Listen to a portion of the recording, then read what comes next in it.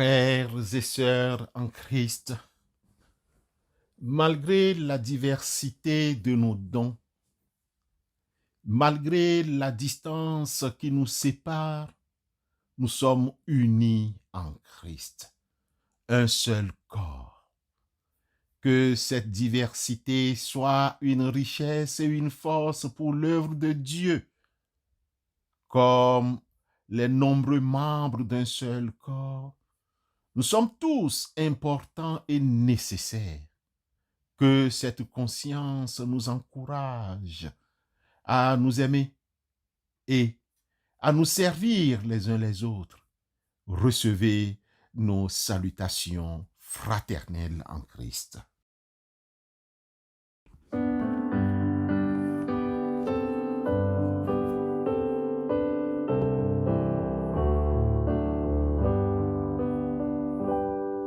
Chantons, chantons sans cesse la bonté du Seigneur, qu'une sainte allégresse remplisse notre cœur. Un salut éternel est descendu du ciel. Nous avons un sauveur, nous avons un sauveur.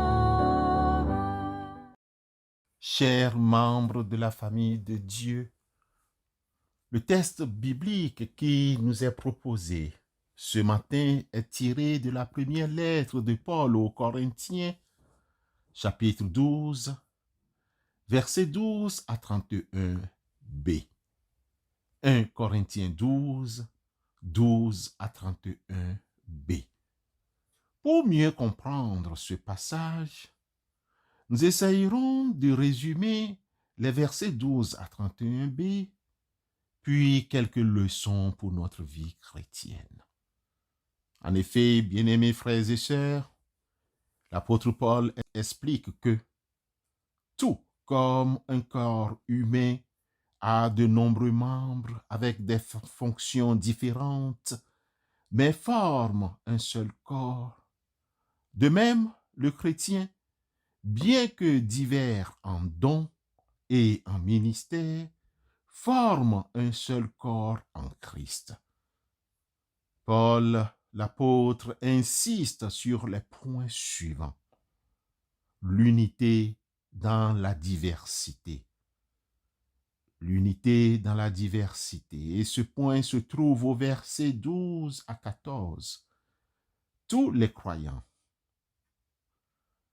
de toute dénomination ont été baptisés dans un seul esprit pour former un seul corps.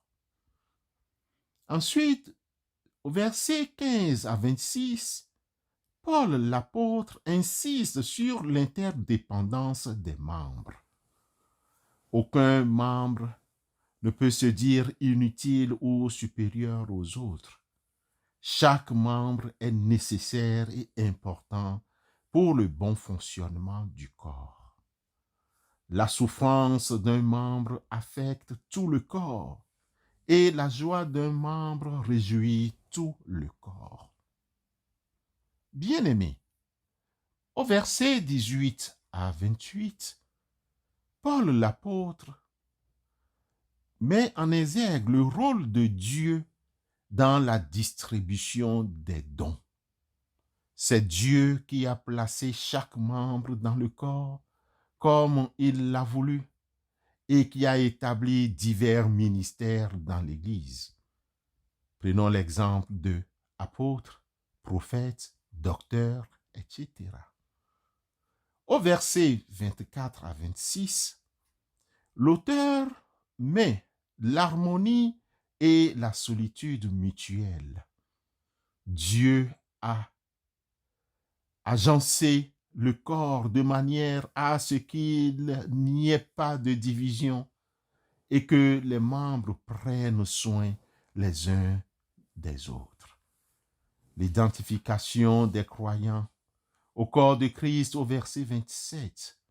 Vous êtes le corps de Christ et vous êtes ses membres, chacun pour sa part.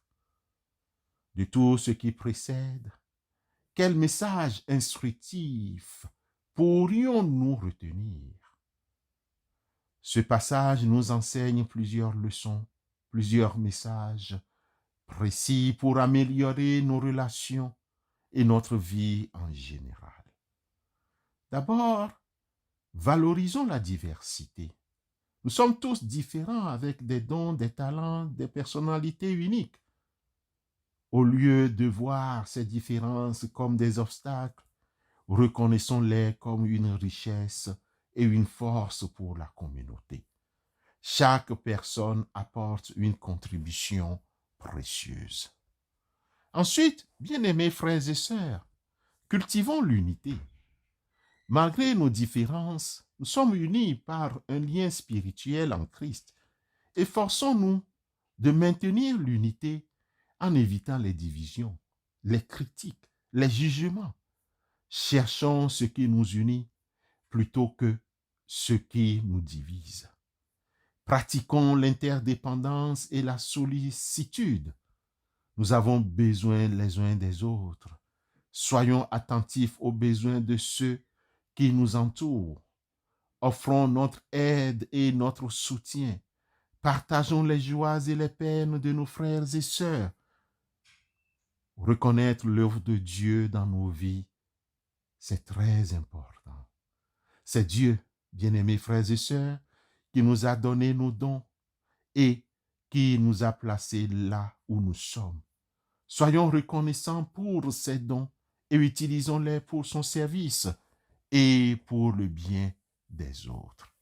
Bien-aimés frères et sœurs, vivre en harmonie et en paix, c'est nécessaire. Recherchons la paix et l'harmonie dans nos relations. Évitons les conflits et les disputes inutiles. Soyons des artisans de paix en cherchant la réconciliation et le pardon. Somme toute, en appliquant ces principes, nous pouvons construire des communautés, des familles plus fortes, plus aimantes et plus efficaces dans le service de Dieu. Nous pouvons également améliorer nos relations personnelles et vivre une vie plus épanouissante et plus significative. En bref, bien-aimés frères et sœurs, la première lettre aux Corinthiens dans son chapitre 12, les versets 12 à 31, nous encourage à vivre en harmonie, en reconnaissant la valeur de chaque personne et en veillant ensemble et en travaillant ensemble pour le bien commun, à l'image du corps de Christ. Amen.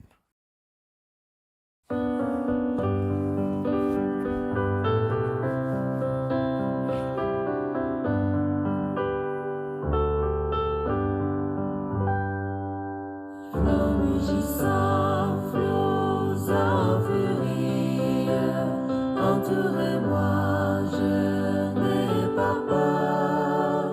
Quoi qu'il en soit, paix infinie, jusqu'à la barre est mon sauveur.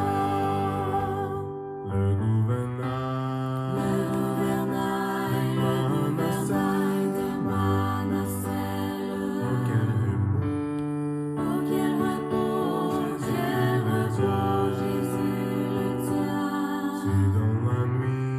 si dans la nuit, Quand mon cœur chancelle, avec Jésus, oui, tout est bien. Et vous récitez quelle menace qui présageait plus d'un malheur. Calme, je puis vous voir en face, puisqu'à la barre est mon sauveur. le gouvernail De Manassel, auquel repos, auquel repos, Jésus le tient. si dans la nuit, Si dans la nuit, quand je suis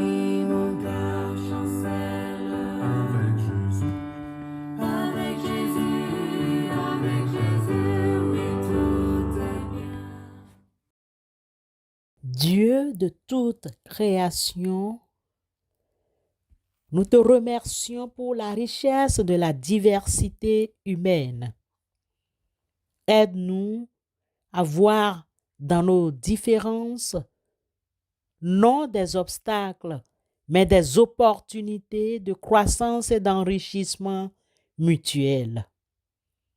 Seigneur, ouvre nos yeux à la beauté de chaque individualité, que nous reconnaissions la valeur unique de chaque personne avec ses dons, ses talents et sa personnalité.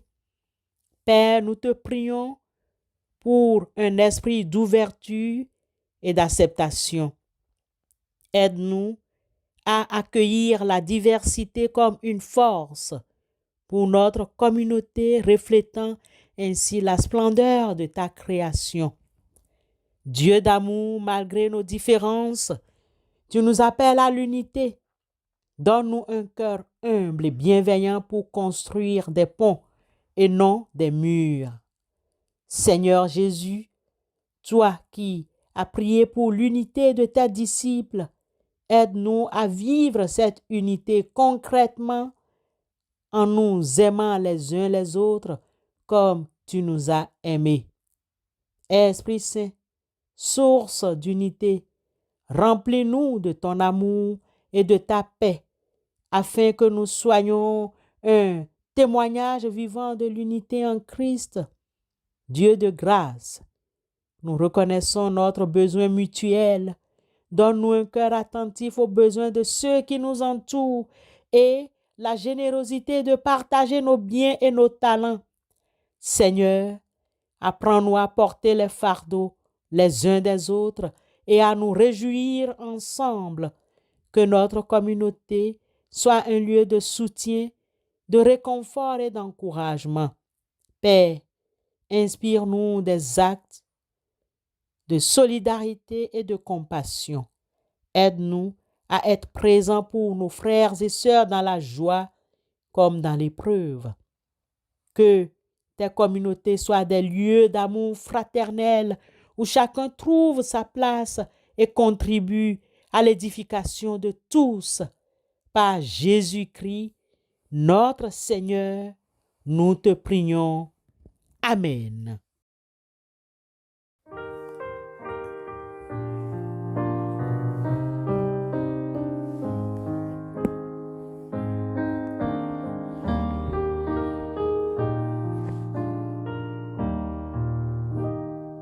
Jésus te confie une œuvre d'amour, utile et bénie jusqu'à son retour. Cette tâche, veux-tu l'accomplir? Pour lui sans relâche, sans jamais faiblir. Agis jour après jour, sans broncher, suis ton sauveur avec amour. Sois fidèle, obéissant, et le Maître rendra ton travail puissant. Allez dans la paix du Christ. Que la force de l'Esprit Saint vous accompagne et que l'amour de Dieu vous enveloppe. Que votre chemin soit éclairé par sa lumière et que votre vie témoigne de sa grâce. Amen.